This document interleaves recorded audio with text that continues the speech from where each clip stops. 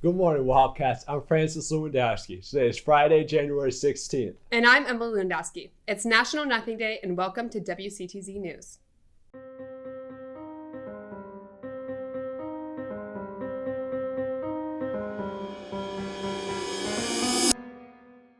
Seniors, please be sure to complete your senior questionnaire, submit your senior quote, and submit a baby photo. The deadline for all of these important items is today. Submissions will not be accepted after the deadline.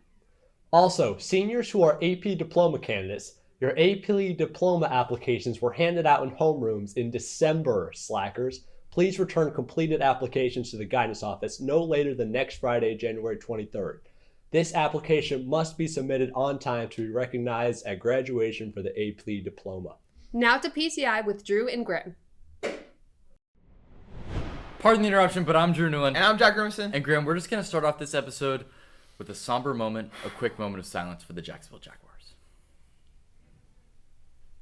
But anyway, we are still coping about this loss, so we're not going to be talking about any NFL in this episode, so let's talk about some college football, Graham. The national championship is right around the corner, and I want to know who you see holding up the trophy this year. Well, Drew, I got to give credit where credit's due. Carson Beck is the craziest for his God down there in South Beach, but still, I got to give the chip this year to Indiana, and that's because of the efforts of head coach Kurt Cignetti, who's turned this team around. 2 years ago, they were among the worst in the country. Now they're one of the best, and this year, they were the absolute powerhouse. He's a great leader, and under his lead, I think they'll be able to take the title this year. Well, Graham, I agree with you, but I don't think you can discredit Miami. They have fought a long, hard fight and shown up in big moments this year. But there's another guy on the Indiana team who has shown up in even bigger moments, and his name is Fernando Mendoza. There is no way with him under the helm that they are going to be able to lose this football game. Well, Drew, on to some NBA news. We got a crazy shakeup with Trae Young being dealt from the Atlanta Hawks to the Washington Wizards. Drew, what do you got to say about that? Well, Graham, I think on the outside, this could look like a major scam. However, I do think this is a good move for the Atlanta Hawks.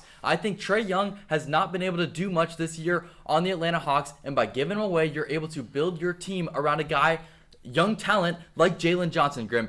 All-stars require big contracts, and you are able to cut that contract and now have a rebuilding stage. Graham, I think this is a good move for the Atlanta Hawks. Drew, I get what you're saying, but still, it's the craziest fleece I've seen in my entire lifetime of watching the NBA. It's like getting CJ McCollum for a star like Trae Young is like John Mullen trading Travis, Trey McBride, and Bijan Robinson for a deluxe bag of chips. I just don't know how you're going to justify it, and still, I don't know how you can say that CJ McCollum for Trae Young is a good trade for the Hawks. All right, Graham, well, let's move on to something incredibly important.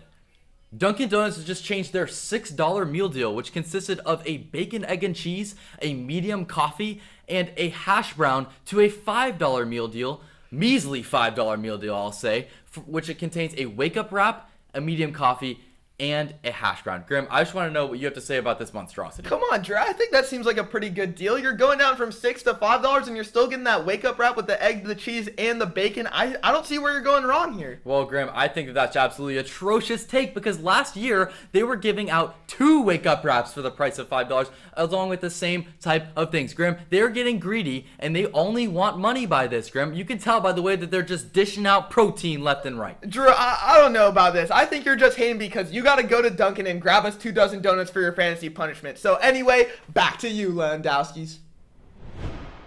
Thanks, guys.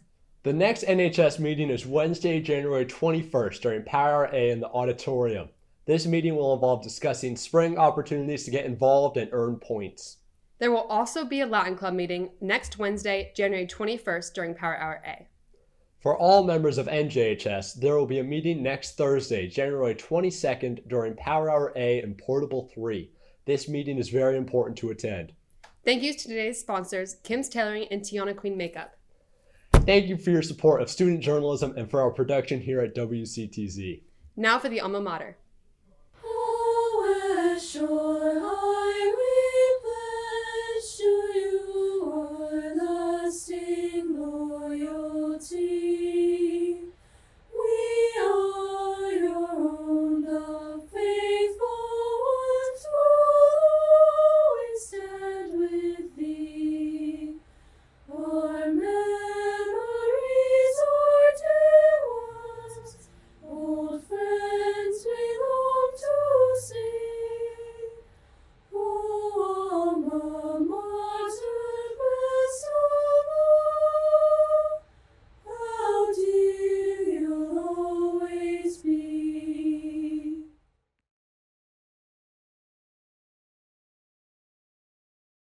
That's a wrap on today's edition of WCTZ News. I'm Francis Lewandowski. And I'm Eva Lewandowski. And have a fantastic Friday, Wildcats.